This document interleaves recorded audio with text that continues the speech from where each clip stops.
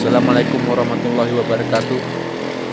Pada kesempatan ini kita akan menjelaskan fungsi jamur fusarium pada inokulasi gaharu.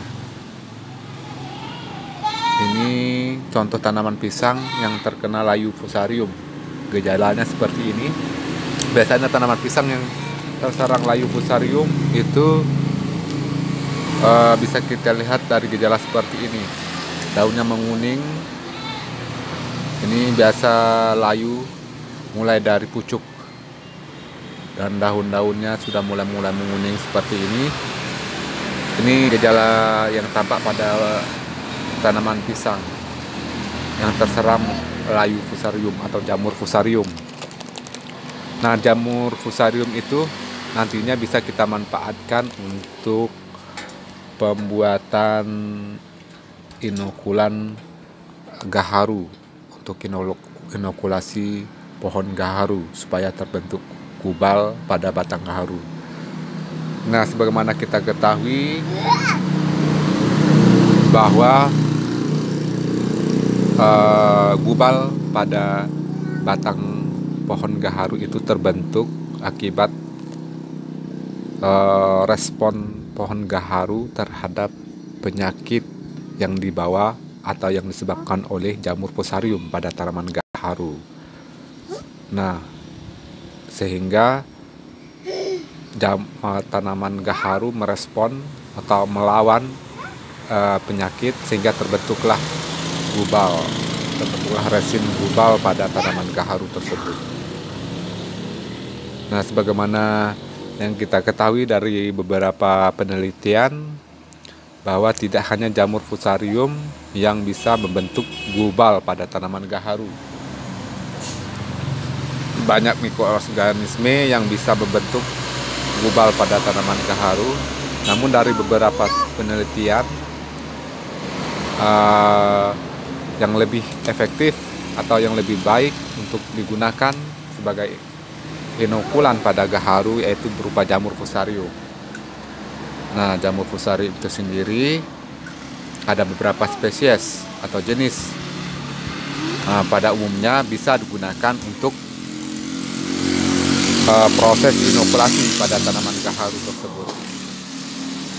Nah, ini kita contohkan. Kita ambil dari sampel tanaman pisang yang terkena layu fusarium seperti ini.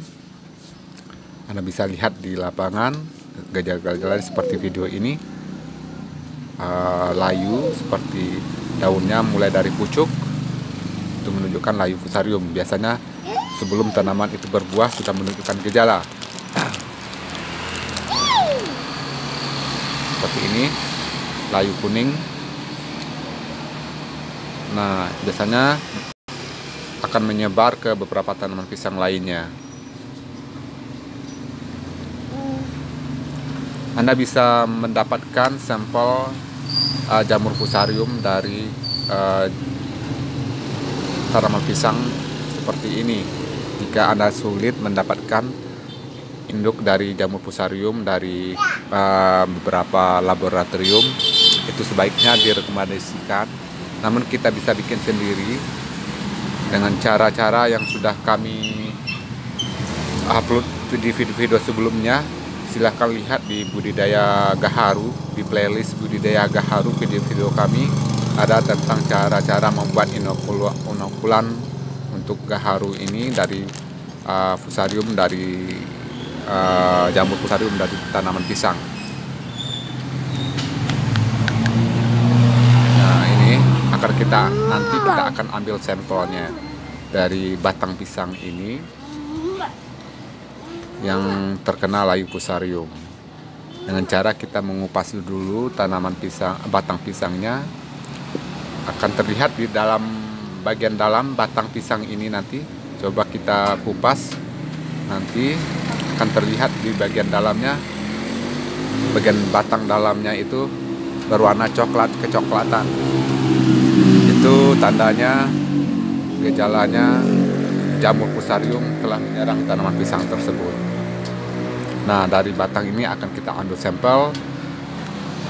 Nanti kita akan pindahkan atau kita isolasikan ke media yang media untuk pertumbuhan awal dari jamur fusarium ini, untuk dikembangkan nantinya ke media cair sehingga bisa disuntik atau diinokulasikan dengan metode berbagai macam seperti penyuntikan ataupun infus ke batang gaharu yang sudah berumur kurang lebih minimal sekitar 7 tahun sudah bisa diinokulasikan. Nah, ini yang paling penting pada saat ini, kita bisa mengambil sampel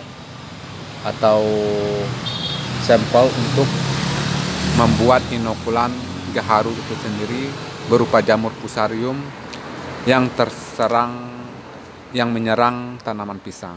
Nah, ini kita coba kupas batang pisangnya, cara yang mudah seperti ini. Nanti akan kita lihat di bagian dalamnya, ini berwarna coklat kecoklatan. Nah, inilah contoh atau gejala jamur fusarium yang menyerang tanaman pisang seperti ini. Nah, ini bisa kita ambil sedikit saja, lalu kita isolatkan ke media berupa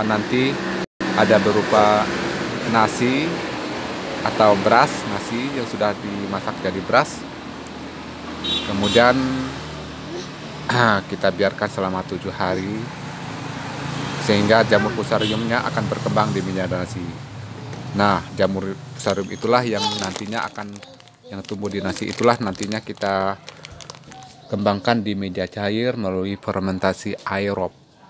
Nah, proses-proses ini sudah kami upload di video-video sebelumnya di playlist budidaya gaharu. Anda bisa menontonnya bagaimana caranya mengembangkan sampel ini ke media nasi, kemudian difermentasikan secara aerob ke media cair.